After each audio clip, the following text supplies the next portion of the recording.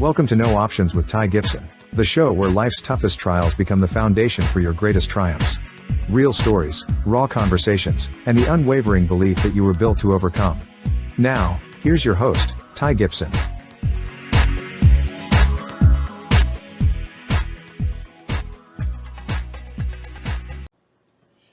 Hey guys, I hope you've had an awesome day today. I'm really excited to have you guys back here on the No Options Mindset with Ty Gibson, and I'm really excited. Our guest today is Ian Bowen, and let me tell you guys, Ian and I have met through some other. I was on his podcast, and when you start talking to people that were kind of rowing in the same direction of just positive things, positive mindsets. Ian's got it going, and he's got a podcast, positive persistence, never giving up, and just the watch me mindset. Ian, thank you for being here, and I can't wait to dive into your story. Ty, thanks so much for having me here. It's really an honor, and again, I want to thank you for coming on to my podcast and in talking to you and learning more about your story and how you live your life. You are truly one of the soldiers of light, in the army of enlightenment, if you will. So I am super happy to be here and to keep our conversation going. That's awesome. Yeah, no, I appreciate that. And as we talked about, and I talk about a lot, we got to, this world we live in, we need to just lock arms and be able to help each other through this. And I'm so happy to be able to lock arms with you and I'm anxious to hear more about your story today. So I'm going to just start it off by saying, where was the origin story of this, you wanting to be this positive, persistent person? Where did that come from? Yeah, well, it was really born out of my experience, my life experience, culminating in 2009, when I was diagnosed with a very rare disease called neurosarcoidosis. And while I was in the hospital, the doctors were doing all kinds of tests. They were running everything from blood tests to, your regular urine, all that stuff. We had to do a spinal tap. So I was having some deficiencies in movement, what it comes down to, and some very rare nerve pain. And they thought it was one of two things. They thought it was either cancer, because what was going on, Ty, if I can just back up a second, is I had a lesion growing, what we thought, on my spinal cord.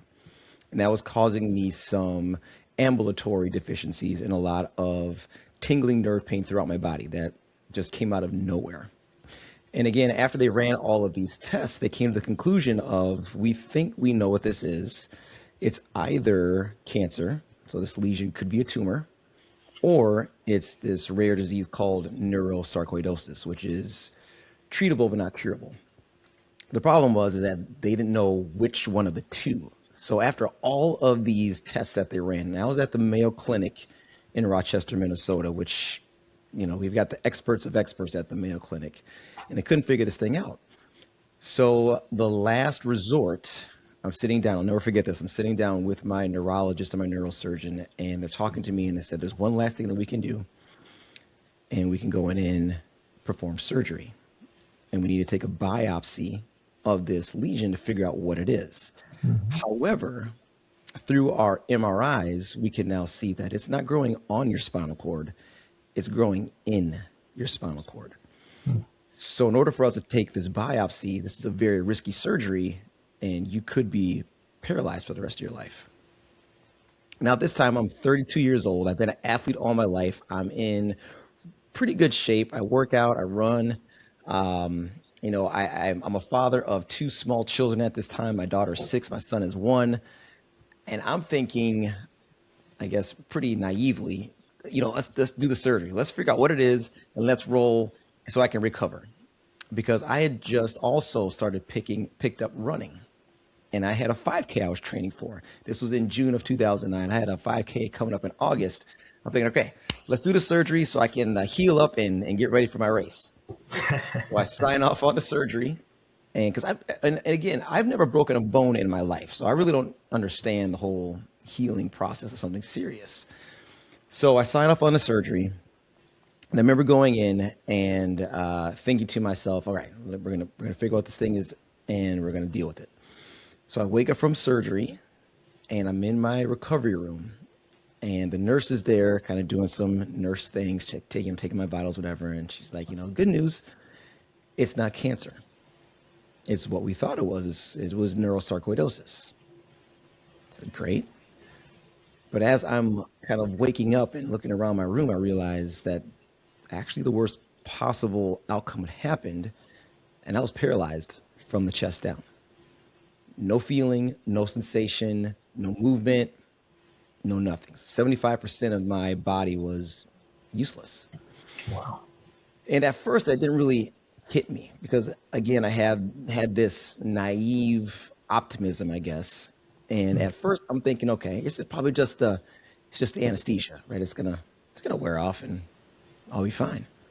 Well, day 2 goes by, day 3 goes by, still nothing. So my surgical team finally comes to visit me, and my doctors start talking about my prognosis, about what life's going to be like in the future. And as they're starting to talk to me, another nurse comes in and they're still doing like neurological checks on me, like push here, do this. With my upper body, everything's fine. Chest up, I'm good. And the nurse started taking a push pin and sticking it in the bottom of my feet, in my shins, my thighs. And every time asking, can you feel this? Can you feel this? Can you feel this? Get up to my belly. Can you feel this? Poking me. And every time it's like, no, I can't feel any of that.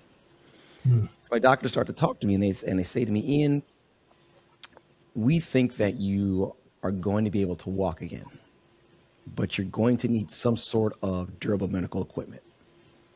You're going to need a walker, cane, crutches. And I don't know if, again, my naivety just didn't want to listen, or I was super optimistic, because my next question to them was, well, am I ever going to run again? And I'm sure they were thinking, well, we just told you you're probably not going to walk again without a walker. But when I asked them that question, they answered, no.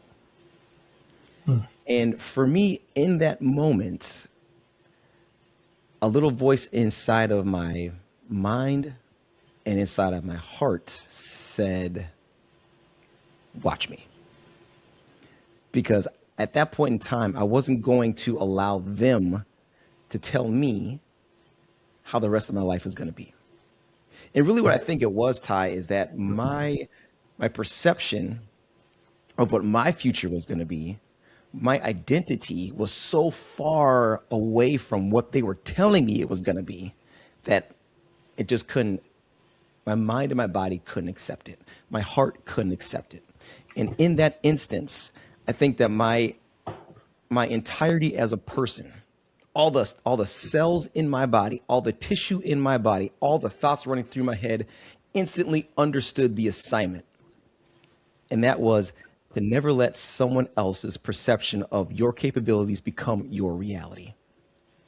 God, and to pick up on the name of your podcast, that was, as we've talked about, in that moment, I told myself I have 2 options. Either I make it back or I make it back. There was no other option.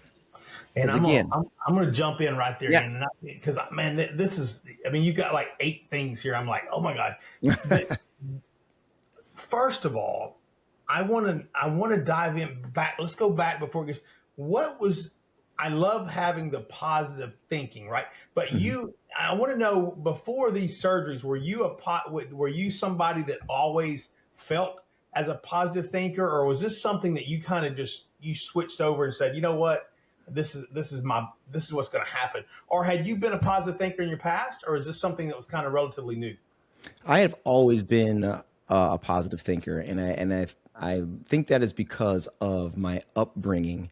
I really didn't have any other choice. I had a good life. I was brought up in, middle to maybe on the edge of upper middle class. I had a great childhood. I was raised by 2 wonderful parents. However, I was brought up by a father who was of the likeness or like-minding of children are meant to be seen, not heard. So I didn't have a very close relationship with my father. He and I butted heads all the time. I was the only child, and there wasn't a lot of affection in my childhood being brought up. However, there was a lot of expectation because my father was a relatively successful businessman. He was in marketing. He was a ad exec, and there was a lot of expectation of how he wanted me to be. Right, his perception of my reality was put into my head every day of how he wanted me to be, what I was going to be, what I was going to do, and the only way for me to deal with that was to be positive. And I did have a couple of situations in my life that really started to fortify my mental fortitude, if you will. Just quickly, for instance, being 8 years old, my parents shipped me off to overnight camp. And this wasn't just an overnight camp of a couple of days. This was 4 weeks. So for a month, I was in this wilderness camp in the boundary waters of Minnesota, where we were paddling on these canoe trips for miles a day. And then we would get to land, and we wouldn't just set up camp. We had what's called portage, which means take the canoe, put it on top of your head, and hike through the trails until you got to the other side of that landmass, put the canoe back in, and you paddle until it gets dark. And while you're hiking, you have a 40-pound pack on your back, right? So at 8 years old, when most kids are maybe having their first sleepover, I'm 5 hours away from home for 4 weeks. Wow. So it was things like that allowed me to realize that if it's meant to be, it's up to me. And I needed to rely on myself because I didn't have any siblings. Most of my extended family, I lived in Minnesota, they were in Indiana. So I didn't have like a close-knit family upbringing because of the distance. So I had to rely on myself a lot. And go ahead. That point though, Ian, I think it's really interesting to me is that, a lot of times our obstacles are things that we go through in the way you were raised. And I have a similar story. My dad, I think I told you the story, but my dad was say just dust off and keep going. But I think though that mentality helped me through the road ahead of me. And it sounds very similar to you.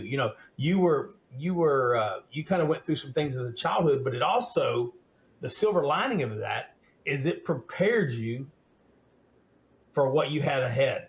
Absolutely. And I really, that's always interesting to me. And that's why I like to kind of dive deep a little bit to see, a lot of times there's an origin story somewhere that kind of helped equip us. Yes. To have that battle that we had ahead. In your case, this, a medical battle and having the mindset of, watch me. And I love that. Right.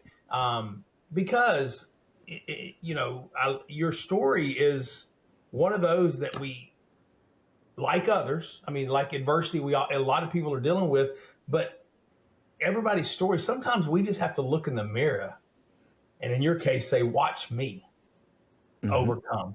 Because, as we talk about a lot, the power of our mindset is up to us. Yes. We can, this thing is as powerful as we want it to be. And you've proven it with your, watch me mindset, which I love that. I love that, mine is the no options, yours is the watch me. And I think it all really ties into the same thing, like, let's do this. Right. And I love that. Right. But again, what was when you were sitting there with the neurologist and the surgeons or whatever, that when you were getting told that, what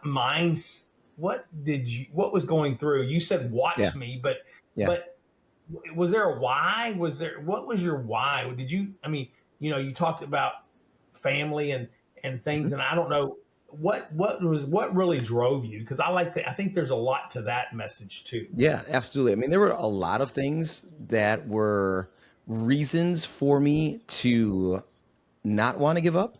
As I mentioned, I had two small children. My daughter was 6, my son was 1. In my head, I was thinking to myself, I am not going to be relegated to a wheelchair for the rest of my life. Like my children are not going to have a father who is going to be handicapped. Now, not to say that there's anything wrong with being handicapped. That just wasn't going to be my future. You know, I wanted to be able to get down on the floor and play with my kids. I wanted to be able to stand up holding my children at their birthday parties, or, you know, eventually be able to, you know, walk my daughter down the aisle and my son down the aisle, or whatever it is, right? So that was a part of the reason. That was part of my why.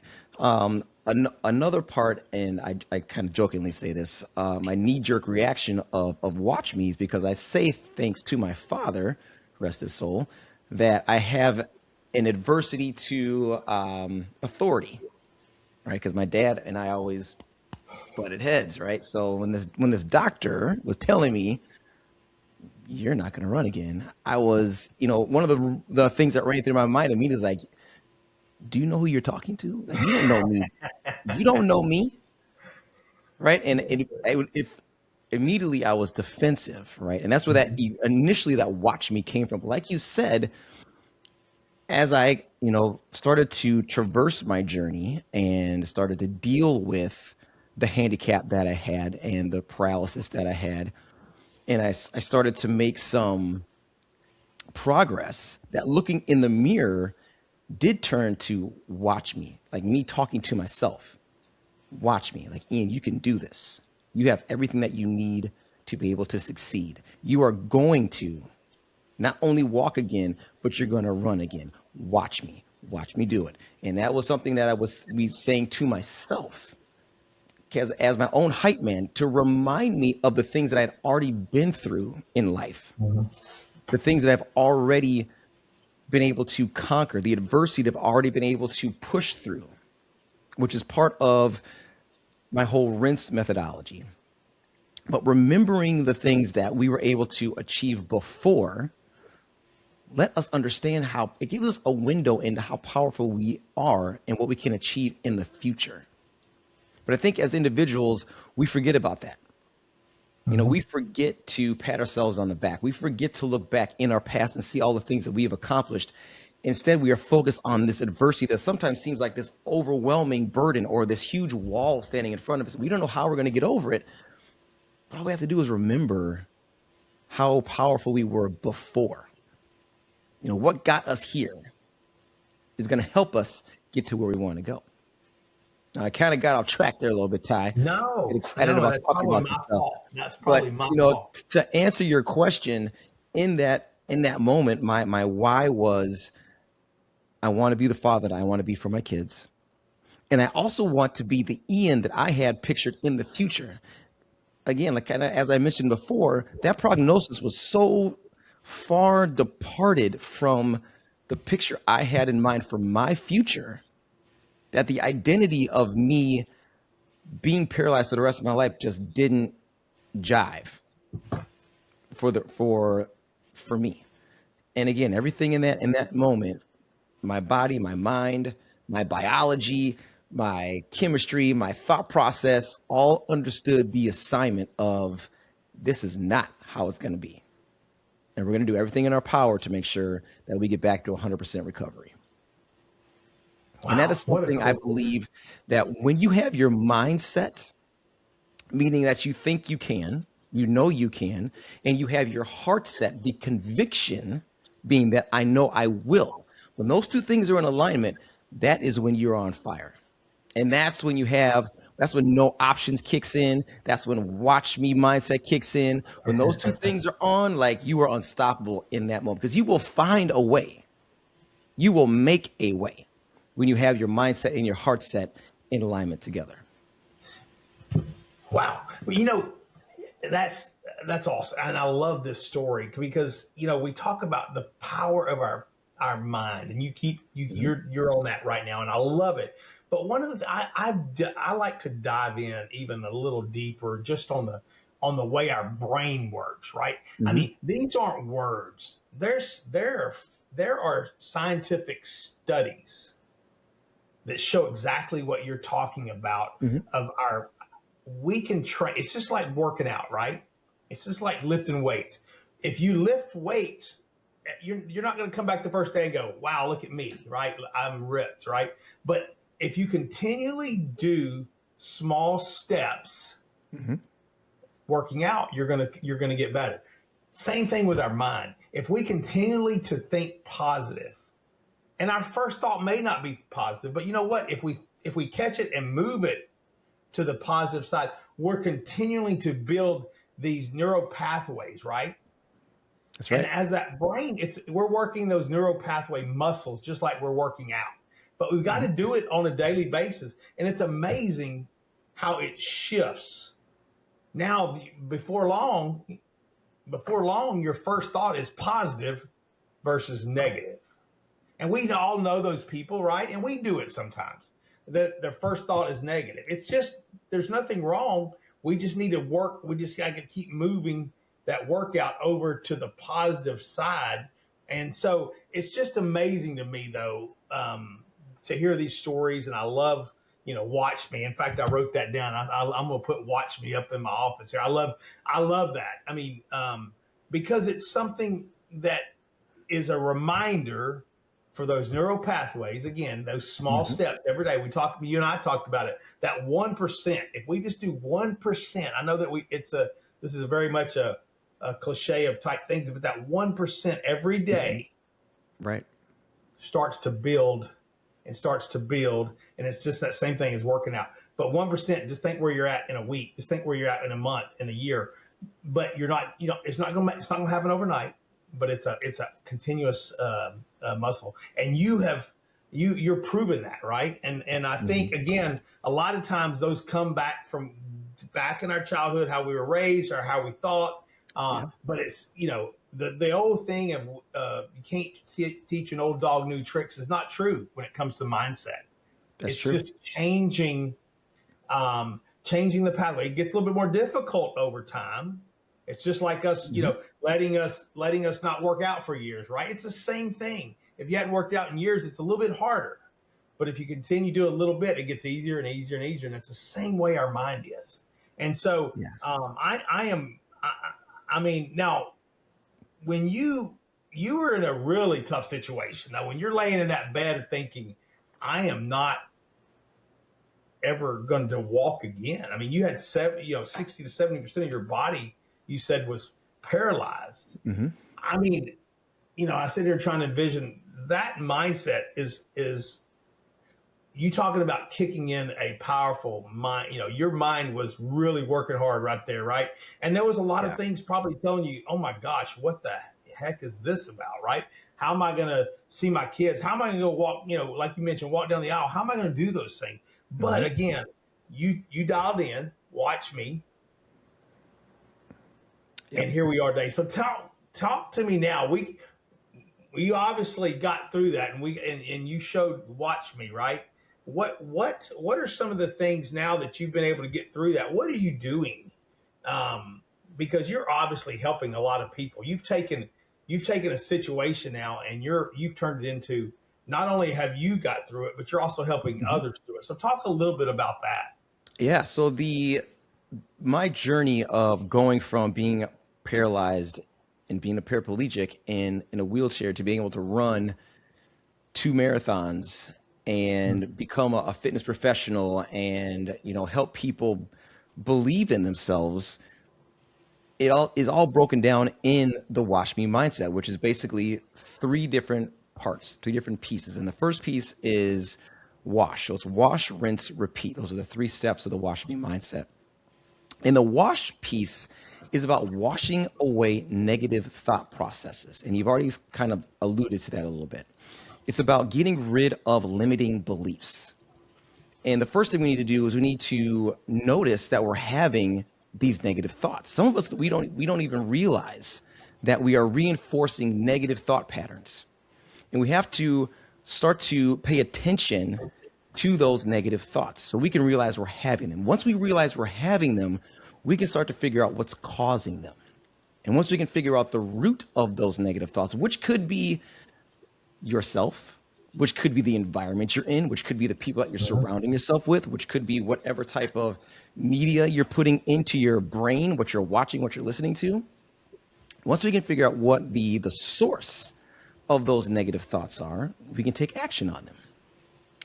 And we can start to wash those negative thoughts away. So we can start to really focus on our self-improvement and getting rid of those limiting self-beliefs, which then once we're there, we can now start to focus on moving forward, which is where the rinse piece comes in. And that's a 5-step process. And I started talking about it before, but the rinse is an acronym.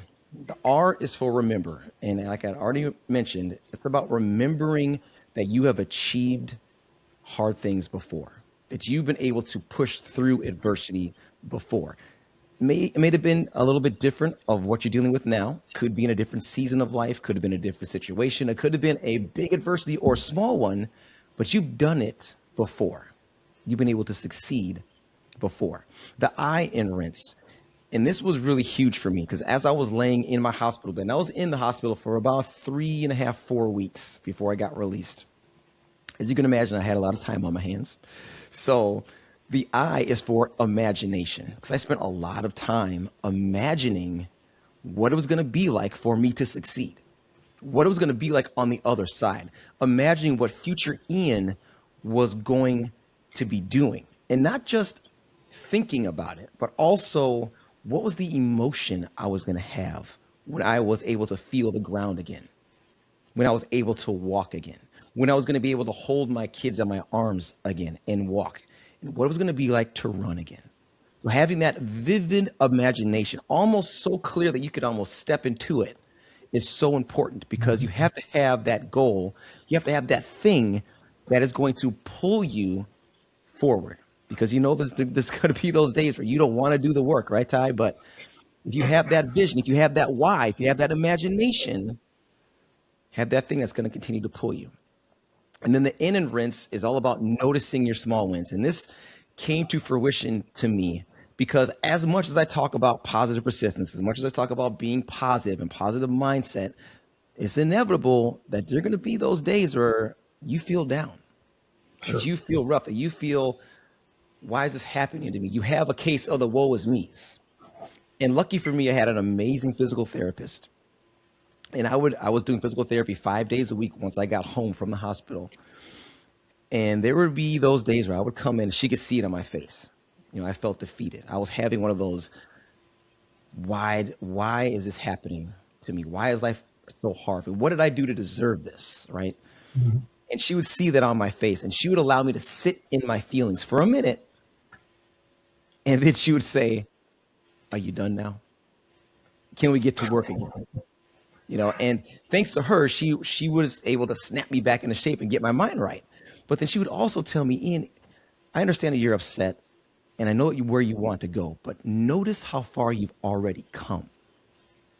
She would remind me, think about where you were. You were in a hospital bed, paralyzed from your chest down, with the doctors telling you that you're not going to be able to do these things. And here we are moving from a wheelchair to a walker, to canes, to crutches, to one cane, to eventually doing the unthinkable and walking unassisted. So she would help me to notice my small wins along the way, which is super important because that helps you build momentum. Sure. And once you're able to start to build momentum, that brings us to the S in rinse, which is all about shift. Now you're able to shift your mindset because you have a little bit of wind in your sails, right? You've noticed the small wins, they're stacking up, and we all know what happens over time when you stack those small wins on top of each other. Eventually they turn into big ones, right? And then those big wins, they start to lead us to the E in rinse, which is expect. And expect is a twofold letter in this acronym. One, what I've learned is that we need to expect the journey forward from our adversity, from our setback, from our challenges. We need to expect it to be hard. We need to expect it to be tough, because when we do that, we actually start to build that mental resilience, that mental fortitude, because now, and we know that it's not going to be a question of if life gets hard. It's just a question of when it's going to get hard again. But when you're ready for it, it doesn't have the chance to pop up and smack you down, right? You know it's coming. So when it does rear its ugly head, like, I've been waiting for you. I'm ready for you. But here's the other side of E. We need to expect to win. We need to know in our heart of hearts that no matter what happens, I am not going to be defeated. There is no other option than to win. And when we have that rinse acronym all put together, again, we have our mindset, our heart set in alignment, we are unstoppable. And the last part of that wash, rinse, repeat, that last step is repeat. And that's all about learning that rinse methodology and putting it into practice. So when adversity does come, you work through that whole rinse framework every time. Remembering how strong you are, imagining where you want to be on the other side of this adversity, noticing your small wins along the way, shifting your mindset so you are thinking positively at all times and expecting to win. Man, this is good stuff, man. And I hope our audience is writing this stuff down. I'm trying to write as much as I can down, but I'll tell you, this is some really, really good things. And couple of things I want to bring out. You talked, every one of these acronyms are things that may help others. But I'll tell you, the ones that came out, one of the things you talked about on the wash was our environment. Mm-hmm. And man, I tell you, that was something that I didn't realize as much early, but our environment really is critical on this mindset. If you've got someone, some things around you that are really pulling you down, you got to be aware of that, because that is critical. And mm-hmm. I'm glad you brought that up. The other thing I love that you brought up was visualizing. Not only do we write down our goals or our things are where we want to be. In your case, where I need to get through this, where I want to see myself. Mm-hmm. If we can visually, and I'm talking to the detail, like you said, you can step into it. Yes. That is where we need to be, because it goes back to those days of putting those picture on your refrigerator of your goals, right? But we're going to take it even further. I want mm-hmm. to make it into where you just mentioned it. I want to step into it. We go dream, go visualize where you're going to be. Because I think that really, there's so much studies behind that if we can visualize it, not only think about it and say that's where I want to be, but take that next step, as you talked about, and be there. Put yourself in it. See it. See yes. what you're wearing. See who you're with. See what's going to happen. Yes. I love that. So, thank you for bringing that up. And then I want to just kind of dig into that a little bit more, Ty, and why that's so important. And you're so right. There have been so many studies about why visualization is so crucial. And you see, professionals doing it. Like, we're going to be watching the Winter Olympics are starting soon, right? And mm-hmm. you see like downhill slalom skiers at the top of the run before they run it with their eyes closed, kind of visualizing the course as they are before they race, right? They're putting themselves in that situation so they know how to react to the course, so they can be the best they can be in that moment. But what's also super important is we talk about, if you break it down and talk about like the reticular activating system, right? The RAS. Mm-hmm. And there's been a lot of studies about that. And that's, if you, I forget the examples are like, if you buy your new car, a blue Honda Civic, and all of a sudden you notice there's blue Honda Civics everywhere that you never noticed before, right? This is why it's so important to put that visualization in your mind with as much detail as possible, because as soon as you do that, your brain will start to work to help you get there. The universe will start to work to help you get there. You will start to actually bring that vision towards you. And I don't mean to sound woo-woo, but what I'm talking about is that once you have put that vision in your mind and you've put it out there to the universe about, this is what I want to achieve and this is what it looks like, you are now going to be hyper aware without even realizing it about opportunities that you may not have noticed before. You may be tuning into conversations that you haven't heard before. You might have seen the same commercial or the same picture on the wall a million times and walked by, and all of a sudden it pops out at you because you have now this vision that is now pulling these inputs towards you that you didn't even realize were in your face the whole time. So by visualizing those things, by really visualizing and connecting that emotion with it, you start to then notice things that you didn't see before, you didn't hear before, right? And that's why that visualization piece for me, I think, is so important, and that is overlooked a lot because, again, it's not tangible. So people chalk it up to it's woo woo, frou, but I'm here to tell you it's real. Yeah. And Well, it's been that's proven. awesome. And you know, I love that you're diving into that because I'm so always so cautious on just throwing blanket statements out there. And I mean, guys, you're hearing it from Ian. It's he's lived it. And that's what I love about this. It's just the authenticity of we're not, I mean, this is not something that we're reading. This is something that we're living. Mm-hmm. And so I hope we can connect with people, and I know we will. And I know people out there, whatever we're dealing with today, whatever it is. I mean, we all every day, and you brought it up. It's not something that we get over and we never deal with again. We had adversity this morning, right? I mean, there are things going on every day, and this rents and I mean, guys, write this down. These are things we talk about having tools for everything in the world, but what we forget sometimes is having tools for our mind and our thoughts, and how are we going to achieve goals without just writing them down. There's so many more tools here, and Ian's laying one out for us right now that is really useful, and I'm super excited to really dive more into what you're talking about here. But also, you're still doing little things every day to try to get better. I mean, it's like we said, we don't just get to that finish line and go, hey, we made it, right? Because it's an ongoing work, right? We're always trying to get better. We're always trying to, something we can do to help us, help with our families, help with our careers. Mm-hmm. What are some tools that we can maybe help in our profession that can make us better at what we do? And I love people like you that have come through it, but it didn't happen overnight. No. Again, I want to go back to that 1% thing, right? Just getting a little bit better every day. And the story, I love the story of the British cycling coach. And I don't know if you've read that, but it talks, he came in and the British cycling team had not been that successful.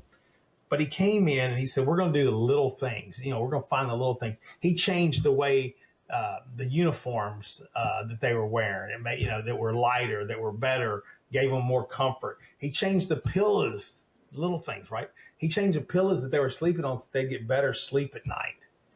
But all these little things he added up to, and his goal was within 5 years, we want to win the Tour de France. Well, in 3 years, they won the Tour de France.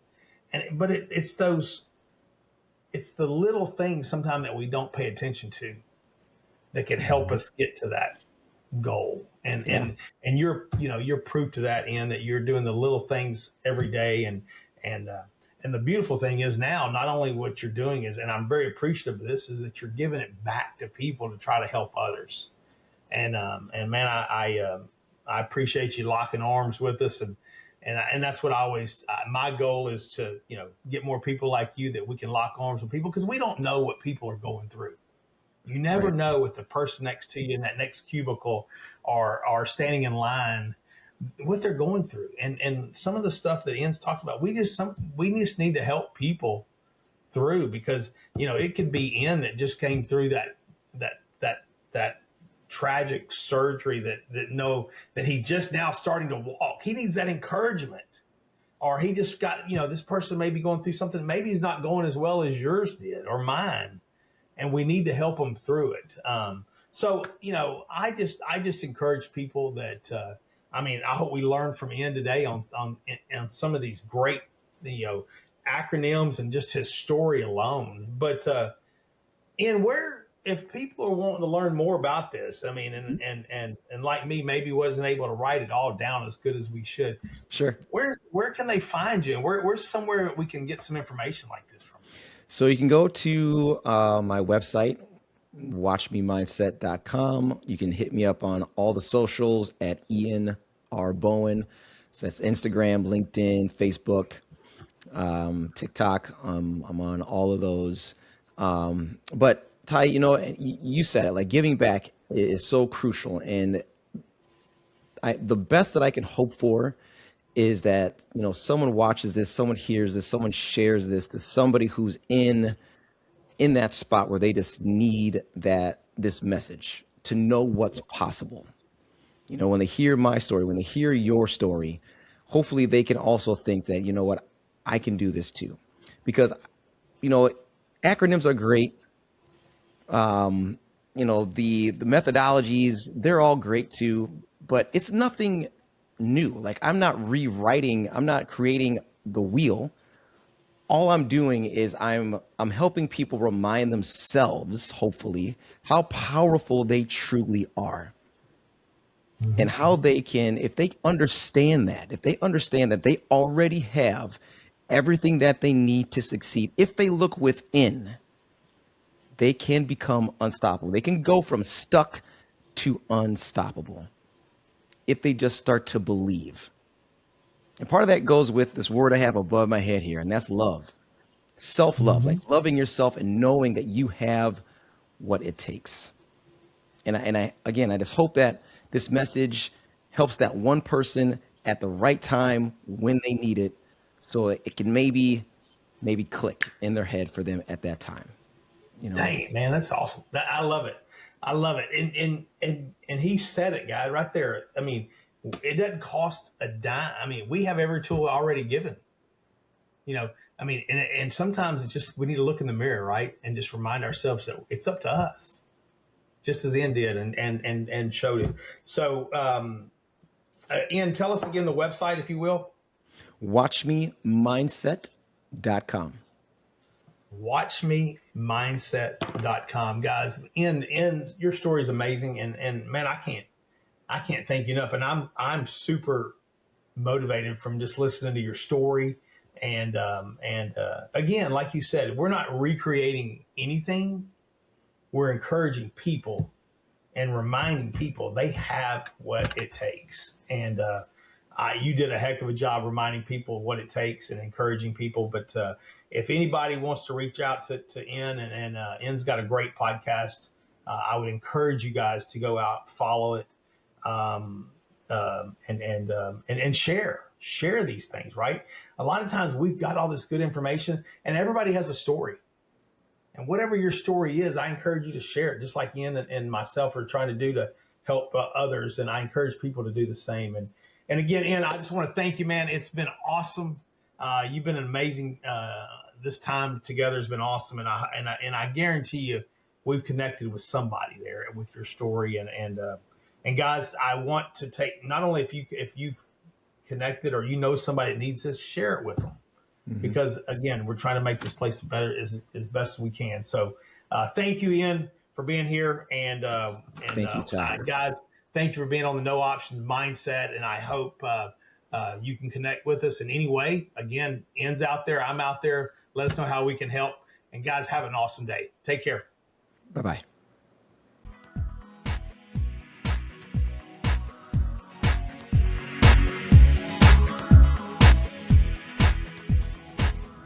Hey guys, thanks so much for listening to No Options. If this episode spoke to you, please take a moment and leave a review. And more importantly, please share it with someone who may need to hear it. You can find more stories, resources, and ways to connect over at my website, TyGibson.com. And that is Gibson with a P, TYGIPSON.com.